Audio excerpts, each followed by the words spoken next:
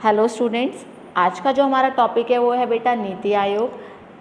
जो नीति आयोग है उसकी फुल फॉर्म है national institution for transforming India.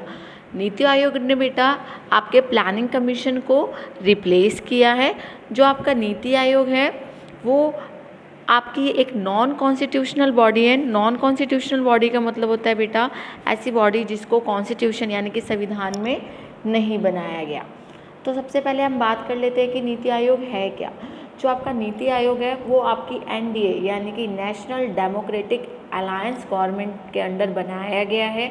NITI Aayog ने आपके प्लानिंग कमीशन को रिप्लेस किया है। प्लानिंग कमीशन वो है जो 15 मार्च 1950 को स्टेबलाइज किया गया था। प्लानिंग कमीशन के अंडर हम 5 ईयर प्लान बनाते थे और 5 ईयर प्लान्स को कोशिश करते थे कि हम उन 5 सालों में अचीव कर सकें। जो हमारा फर्स्ट 5 ईयर प्लान था वो 1951 से 56 तक था और टोटल हमारे 12 5 ईयर प्लान थे, जिसको हमने जो हमारा लास्ट प्लान था वो था 2012 से लेके 2017 तक, जो कि हमारा 12th 5 ईयर प्लान था, जिसको नीति आयोग ने 2015 में ही रिप्लेस कर दिया था। अब थोड़ा सा देख लेते हैं कि नीति आयोग है क्या।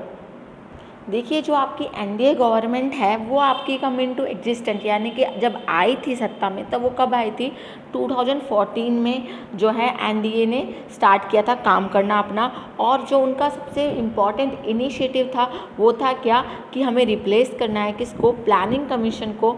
किससे रिप्लेस करना है, नीति आयोग से। तो प्लानिंग कमीशन वो कमीशन थी जो हमारी 1950 में बनी थी, जिसके जो चेयरमैन थे वो कौन थे, हमारे पंडित जवाहरलाल नेहरू, जो हमारे फर्स्ट प्राइम मिनिस्टर थे। उसको रिप्लेस कर दिया किसने, नीति आयोग ने। कब रिप्लेस कर दिया बेटा, जनवरी 2015 में। यानी कि जो हमारा नीति आयोग है वो कब एग्जिस्टेंस में आया, वो एग्जिस्टेंस में आया 1 जनवरी 2015 को। और जो आपका नीति आयोग है उसको हम प्रीमियर पॉलिसी थिंक टैंक भी कहते हैं। प्रीमियर पॉलिसी थिंक मतलब सोचने के लिए जो टैंक होता है, मीन्स जिसमें हम क्या करते हैं, सोचते समझते हैं, ये उस तरीके से इसको नाम दिया गया है। क्या नाम दिया गया है इसको, थिंक टैंक का नाम दिया गया है। जैसे प्लानिंग कमीशन में क्या किया गया था बेटा, डिफेंस को और इंटरनल सिक्योरिटी को ऐड नहीं किया गया था, बट प्लानिंग कमीशन में क्या किया गया है, आपके नीति आयोग में क्या किया गया है, इसमें आपके डिफेंस और इंटरनल सिक्योरिटी को भी इंक्लूड किया गया है। जो आपका प्लानिंग कमीशन था उसमें जो आपका डेवलपमेंट एजेंडा था उसमें डिफेंस और इंटरनल सिक्योरिटी को इंटरनल सिक्योरिटी को एक्सक्लूड किया गया था, बट इसमें क्या किया गया है, इंक्लूड किया गया है। जो आपका नीति आयोग है उसके बेटा जितनी भी एक्टिविटीज़ हैं उसको 4 मेन हेड्स में बांटा गया है कि हमें मेन काम क्या क्या करना है। तो फर्स्ट है हमारा design policy and programme framework. तो सबसे पहले हमें क्या करना है, पॉलिसी और जो आपके प्रोग्राम्स हैं उनको बनाना है। फिर foster cooperative federalism. Foster cooperative federalism का क्या मतलब है, इसका मतलब ये है कि बेटा कि जो भी काम होगा वो कैसे होगा, कॉपरेशन से, यानी कि इसमें दोनों को इंक्लूड किया जाएगा। किसको, स्टेट लेवल पे भी और सेंट्रल लेवल पे भी, दोनों मिलकर ही क्या करेंगे, डिसीजन लेंगे। फिर उसको क्या किया जाएगा, मॉनिटरिंग एंड इवैल्यूएशन। जो भी आपने पॉलिसी बनाई है, जो भी आपने प्रोग्राम बनाए हैं वो ढंग से काम कर रहे हैं या नहीं कर रहे हैं, उनका क्या किया जाएगा, उनको मॉनिटर किया जाएगा, उनको इवैल्यूएट किया जाएगा कि काम ठीक से हो रहा है तो ठीक है, अगर नहीं हो रहा तो क्यों नहीं हो रहा। फिर think tank of knowledge and act as a innovation hub. तो कोशिश की जाएगी इस नीति आयोग के तहत कि हम क्या करें कि जो इंडिया है उसको क्या बनाएं, हम उसको इनोवेशन हब बनाएं कि हम नए नए आइडियाज़ उसमें डालें। न्यू जो हमारी टेक्नोलॉजी की बात की गई है, थिंक टैंक ऑफ नॉलेज की, हम जो भी इंडिया में नॉलेज है उसको हम क्या करें, प्रॉपर यूज़ करें। तो अगर हम बात करें कि फंक्शंस क्या हैं नीति आयोग के, तो वही जो बेटा उसकी एक्टिविटीज़ हैं, foster cooperative federalism, design policy and programme framework, act as a resource centre and knowledge hub, और मॉनिटरिंग एंड इवैल्यूएशन। यही जो इसके जो मेन हेड्स हैं जो वो काम करती है, ये इसके क्या है, मेन फंक्शंस हैं। ठीक है बेटा। जो हमारा नीति आयोग है बेटा वो 7 पिलर पे बेस्ड है।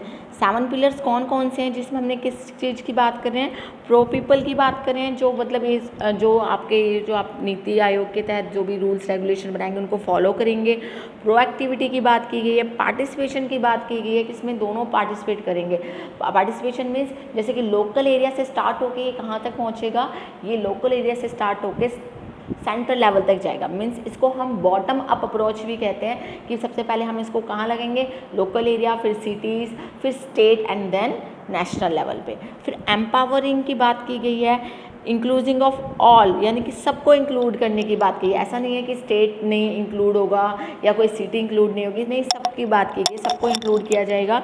इक्वालिटी की बात की गई है कि सबको इक्वली रखा जाएगा, इक्वालिटी की बात हुई है यहाँ पर। और ट्रांसपेरेंसी की बात हुई है, ट्रांसपेरेंसी वेरी इंपॉर्टेंट। ट्रांसपेरेंसी की बात हुई है कि यहाँ पर कोई भी इसके तहत क्या होगा कि करप्शन को हम कोशिश करेंगे कि बहुत कम कर सकें थ्रू ट्रांसपेरेंसी। अगर हम इसके स्पेशलाइज्ड विंग्स की बात करें कि हम जो है नीति आयोग में किन किन चीज़ों को इंक्लूड करते हैं, कौन कौन से ऐसे लोग हैं जो कि इसमें हेल्प करेंगे इसमें हमारी नीति आयोग में, तो सबसे पहले अगर हम नीति आयोग के स्पेशलाइज्ड विंग्स की बात करें तो फर्स्ट है हमारा रिसर्च विंग। अब रिसर्च विंग के अंदर क्या होता है बेटा, रिसर्च विंग के अंदर जो हमने बोला है ना थिंक टैंक है, तो थिंक टैंक क्यों कहा गया है इसको, क्योंकि इसमें बहुत ज़्यादा जो आपके एक्सपर्ट लोग होते हैं उनका सलाह ली जाती है, स्पेशलिस्ट की सलाह ली जाती है, स्कॉलर्स की सलाह ली जाती है, वो जो रिसर्च करते हैं, जो उनके थॉट्स होते हैं उनको इंक्लूड किया जाता है। फिर आता है आपका कंसल्टेंसी विंग। देखिए कंसल्टेंसी का मतलब क्या होता है, कंसल्ट करना। तो ये क्या काम करता है, ये वाला विंग जो है वो क्या काम करता है, that will provide a market place of vetted panels of expertise and funding for central and state government. तो ये क्या प्रोवाइड करता है, मार्केट प्लेस प्रोवाइड करता है, ठीक है। और किसके लिए, जो भी एक्सपर्ट ने जो आपको बताया है, जो सलाह दिया उनको, और फंडिंग करता है किस किस को, दोनों को, सेंट्रल लेवल पे भी और स्टेट गवर्नमेंट को भी। It provide guidance and all over quality check. तो देखिए ये क्या करता है, गाइडेंस तो देता है कि हमें क्या काम करना है क्या नहीं, और उसके साथ साथ क्या करता है, ये चेक करता है क्वालिटी वर्क की काम ढंग से हो रहा है या नहीं हो रहा है। कौन सा विंग, हमारा कंसल्टेंसी विंग। फिर आती है हमारी बात टीम इंडिया विंग की। तो टीम इंडिया विंग में क्या इंक्लूड है, comprising representatives from every state. जो आपकी टीम इंडिया, देखो टीम इंडिया से पता चल रहा है इसमें किसकी बात करें, टीम की, यानी कि टीम में मेंबर्स होंगे, तो इसमें हमने हर स्टेट के मेंबर्स इंक्लूड होंगे, ठीक है। It includes every state and ministry will serve as a permanent platform for national collaboration. तो इसके साथ साथ ये क्या करता है, देखिए ये इंक्लूड करता है, कंप्राइज करता है किसको, एवरी स्टेट के जितने भी रिप्रेजेंटेटिव हैं, मिनिस्ट्री, उन सब को, और सर्व करता है कैसे, एक तरह का प्लेटफॉर्म प्रोवाइड करता है किस चीज़ के लिए, जो भी हम नेशनल कोलैबोरेशन यानी कि जो भी नेशनल लेवल पे हम सोचते हैं, थॉट्स लेते हैं, थॉट्स हम आपस में डिस्कस करते हैं नेशनल लेवल पे, उसको नाम दिया गया है किसका, टीम इंडिया विंग्स का। अगर हम बात करें ऑब्जेक्टिव्स ऑफ नीति आयोग, तो इसके मेन ऑब्जेक्टिव क्या हैं, to evolve national development priorities and strategy. तो बता रहा है कि हमें क्या करना है, हमें कोशिश करनी है, तो प्रायोरिटी हमारी क्या होनी चाहिए कि नेशनल डेवलपमेंट हो, ठीक है। और स्ट्रेटेजीज कैसी बनानी है हमें, ताकि हम क्या कर सकें, हम अपना जो इंटरनेशनल लेवल पे हैं उसमें हम अपने ये कह सकते हैं कि इंडिया को एक स्टैंडर्ड फॉर्म में लेकर आना है कि हाँ इंडिया भी किसी से पीछे नहीं है, ठीक है। To promote cooperative federalism recognising that state make a strong nation. तो किस बात पे ध्यान देना है, इसने बोला है सिर्फ सेंट्रल लेवल पे सब कुछ नहीं होना चाहिए, हमें स्टेट लेवल को भी यानी कि स्टेट्स को भी इंक्लूड करना है, क्योंकि जब स्टेट्स अच्छा काम करती है तो ही नेशन अच्छा काम कर सकता है। Follow a bottom up approach. Bottom up approach का मतलब क्या है कि जो भी काम है वो कहाँ से स्टार्ट हो, बिल्कुल बिगनिंग यानी कि स्टार्टिंग से आप लोकल एरिया पे काम करें, फिर आप टाउन पे, फिर सिटीज़ पे, फिर स्टेट पर, फिर नेशनल लेवल पे, ठीक है। Pay attention to weaker section of society. Obviously बात है, हमें अगर हम वीकर सेक्शन ऑफ सोसाइटी पर ध्यान देंगे तभी हम पॉवर्टी और अनएम्प्लॉयमेंट को कम कर पाएंगे।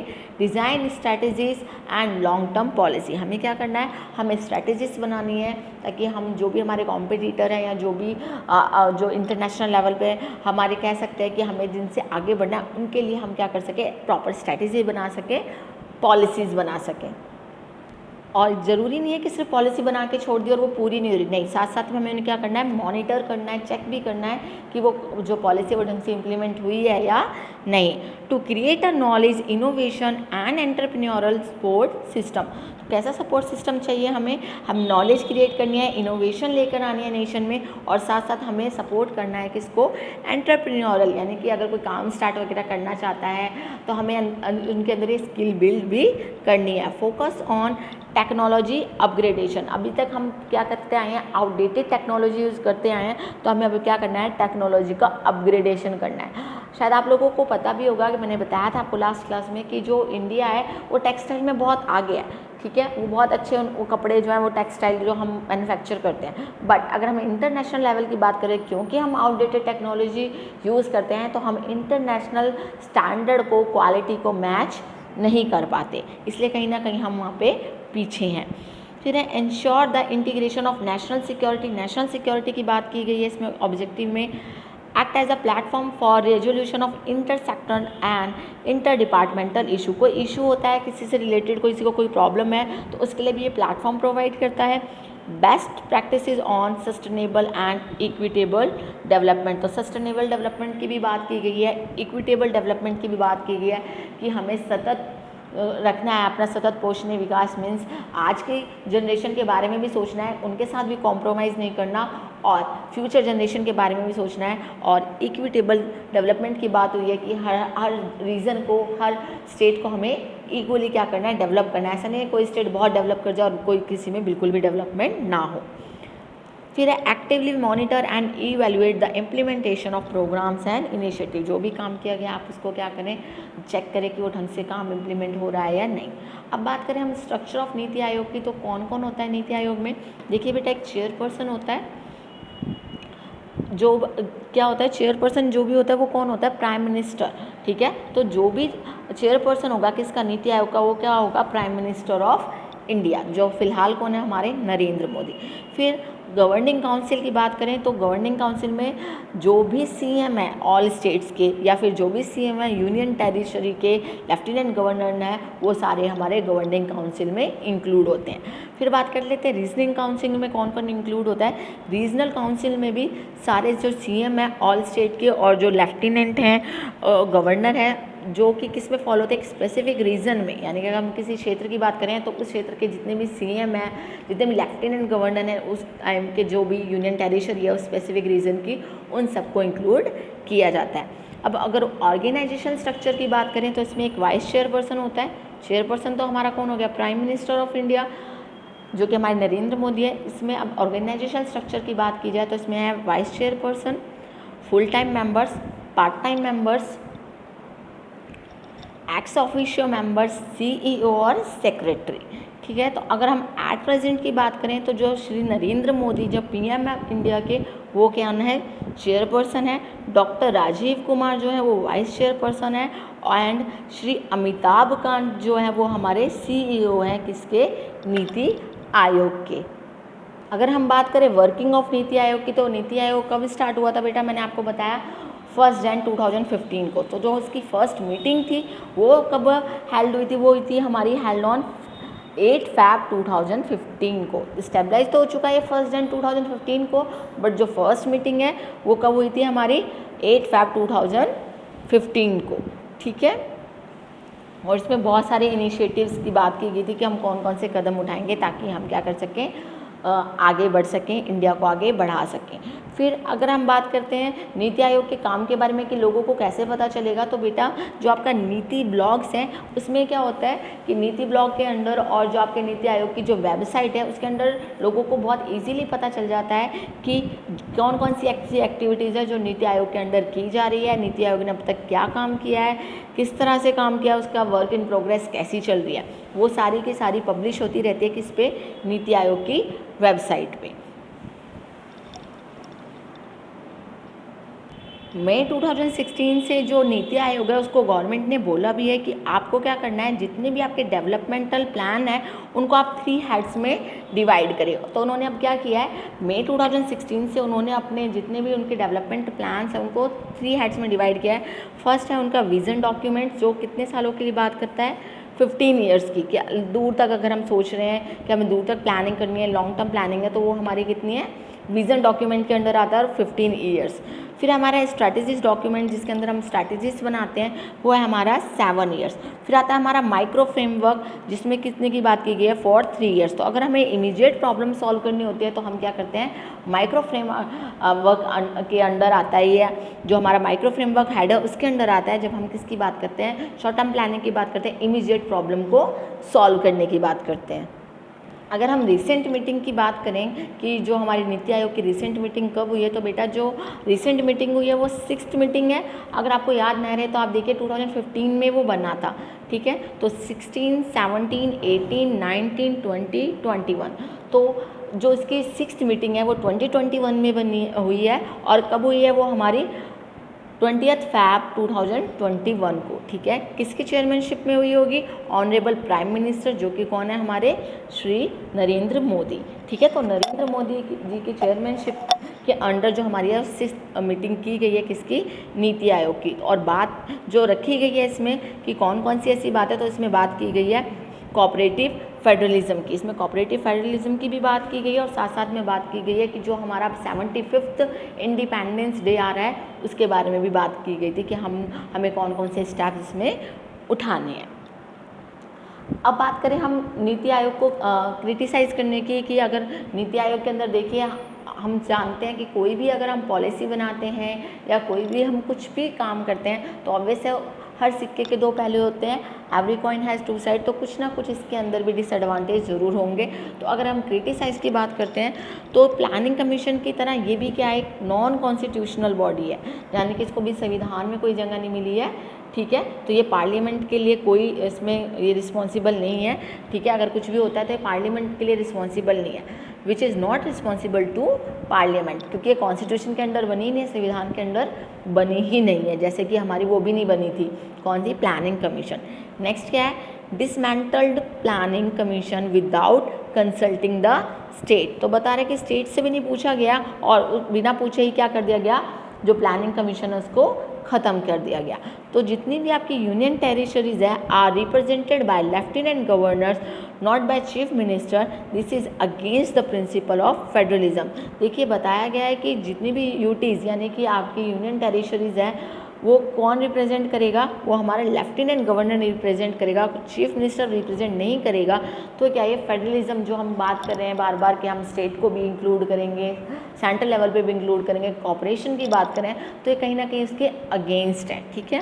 Fund allocation to welfare scheme में गेट अफेक्टेड। तो देखिए जो फंड एलोकेशन किया जाता है हेल्थ के लिए, एजुकेशन के लिए, वो भी कहीं ना कहीं इसकी वजह से अफेक्ट हुआ है। तो अगर हम कंक्लूज़न की बात करें तो कंक्लूज़न यही है बेटा कि जो नीति आयोग है उसको हम कोशिश करें कि आने वाले टाइम में वो क्या बने, हमारे लिए बेनिफिशियल बने, हमारे जो कंट्री है उसके डेवलपमेंट में हेल्प करे, और साथ साथ से जो नीति आयोग है उससे क्या हो कि ग्रोथ हो कंट्री की, लोगों को क्या हो, तसल्ली हो कि हाँ हम जो है कंट्री है वो आगे की तरफ बढ़ रही है। तो बोला जा रहा है कि NITI Aayog will function in close cooperation, consultation and coordination with the ministries of the central government and state governments. तो आने वाले टाइम में क्या होगा कि कोशिश की जा रही है कि जो आपके नीति आयोग है वो कॉपरेशन के साथ, कंसल्टेशन के साथ, कोऑर्डिनेशन के साथ, किसके साथ काम करे, स्टेट गवर्नमेंट और सेंट्रल गवर्नमेंट दोनों मिलकर काम करें। इसके अलावा NITI Aayog will seek to facilitate and empower the critical requirement of good governance. तो बता रहा है कि नीति आयोग में कोशिश की जा रही है कि वो फैसिलिटेट करे और एम्पावर करे, बढ़ावा दे किस चीज़ को, जो एक गुड गवर्नेंस है उस चीज़ को। और उस गुड गवर्नेंस में क्या इंक्लूड होता है कि पीपल सेंट्रिक हो, लोगों की भलाई के बारे में सोचा गया है, पार्टिसिपेटिव हो, सेंट्रल लेवल पे भी लोगों को इंक्लूड किया जाए, स्टेट लेवल पे किया जाए, कोलैबोरेशन हो, कोलैबोरेटिव हो, ट्रांसपेरेंसी हो और पॉलिसी ड्रिवन हो, ताकि जो भी हम सोच रहे हैं कि हमें अचीव करना है नीति आयोग के थ्रू वो हम अचीव कर सकें। तो आई होप बेटा कि आपको क्लियर हुआ हो कि नीति आयोग क्या है, इसके क्या ऑब्जेक्टिव्स हैं, इसे क्यों लाया गया और किस तरह से ये काम करती है। Thank you so much students.